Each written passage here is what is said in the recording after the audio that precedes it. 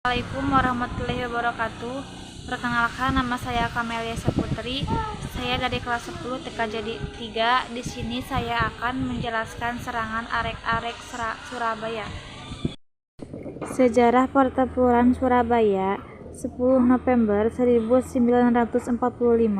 Setelah adanya proklamasi kemerdekaan di Indonesia, tepatnya pada tanggal 17 Agustus 1945, bukanlah sebuah akhir dari perjuangan rakyat Indonesia.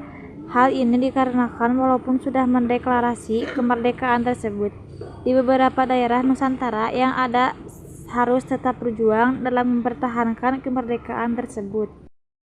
Hal ini ditandai dengan adanya pertempuran pertama antara pejuang rakyat Indonesia dengan pasukan negara asing setelah deklarasi kemerdekaan yang terjadi tepatnya di Surabaya, yang lebih dikenal dengan sebutan Pertempuran Surabaya. Pertempuran ini merupakan salah satu kejadian terbesar yang ada dalam sejarah Revolusi Nasional Indonesia, serta menjadi lambang atau simbol nasional yang menjadi bukti akan perlawanan Indonesia terhadap adanya kolonialisme. Berdasarkan buku Pertempuran Surabaya 1985 yang merupakan sebuah karya yang dibuat oleh Nugroho Noto Susanto, menyebutkan bahwa Pertempuran Surabaya yang terjadi merupakan pertempuran paling menegangkan yang menunjukkan semangat patriotisme tinggi para masyarakat Indonesia untuk membela bangsa Indonesia. Kejadian ini juga dibahas dalam komentar Ricklex pada bukunya yang berjudul A History of Modern Indonesia since 1200, yang menyatakan bahwa Pertempuran Surabaya yang terjadi merupakan pertempuran paling sering sepanjang masa revolusi. Pihak Inggris sebagai bagian dari pertempuran ini memandang Pertempuran Surabaya tersebut sebagai laksa inferno atau neraka. Hal ini dikarenakan rencana Inggris yang ingin menguasai Surabaya menjadi terlambat 2 hari dari target waktunya, yaitu tanggal 26 November, yang disebabkan kegigihan para pejuang bangsa Indonesia yang ada di Surabaya. Walaupun pada akhirnya Surabaya secara keseluruhan tetap jatuh ke tangan bangsa Inggris, dengan adanya kejadian Pertempuran Surabaya tersebut mengubah cara pandang atau perspektif bangsa Inggris dan juga Belanda terhadap Indonesia. Karena ada kejadian ini, bangsa Inggris menjadi lebih mempertegas posisi serta kedudukannya sebagai pihak yang netral dan tidak perlu untuk mendukung Belanda. Selain itu, Belanda yang pada awalnya meremehkan semangat Indonesia mulai menyadari dan terlihat perjuangan para pejuang yang ada dalam mempertahankan kemerdekaan Indonesia. Adanya hal tersebut membuat para pejuang Indonesia mendapatkan dukungan luas dari berbagai kalangan masyarakat. Hal ini dilihat Belanda sebagai sesuatu yang berbeda dari gambaran mereka dan apa yang mereka bayangkan sebagai kelompok pengacau sporadis atau ekstremis. Latar belakang terjadinya Pertempuran Surabaya berdasarkan sejarah yang ada. Awal terjadinya Pertempuran Surabaya dilatar belakangi dengan adanya kedatangan pasukan sekutu pada tanggal 25 Oktober 1945 yang tergabung dalam AFNI atau Allied Forces Netherlands East Indies. Kedatangan pasukan AFNI tersebut ke Surabaya, tepatnya di Tanjung Perak, dipimpin oleh seorang jenderal yang bernama Brigadir Jenderal Aubertin Walter Sotham Malabi, yang kemudian membuat sebuah pos pertahanan. Tujuan awal dari kedatangan sekutu tersebut adalah mengamankan tawanan perang, melucuti senjata para tentara Jepang, serta menciptakan ketertiban setelah mengumandangkan kemerdekaan tersebut. Hal ini dilakukan oleh pasukan sekutu dengan menyebar selebaran yang memiliki maksud agar masyarakat setempat menyerahkan senjata yang mereka miliki ke pihak mereka. Adanya perintah pasukan sekutu tersebut membuat masyarakat setempat di Surabaya marah dan menolak untuk menyerahkan senjata yang mereka miliki kepada pihak sekutu tersebut. Hal ini yang pada akhirnya memicu adanya gerakan dari masyarakat Surabaya untuk melakukan penyerangan dengan maksud untuk mengusir pasukan sekutu tersebut. Selain itu, para pasukan sekutu juga pada kenyataannya melakukan tindakan di luar tujuan awal mereka, di mana pasukan sekutu, yang kebanyakan pasukan Inggris, tersebut pergi menyerbu penjara di Surabaya dalam upaya membebaskan tawanan pasukan sekutu lain yang ditahan di Indonesia.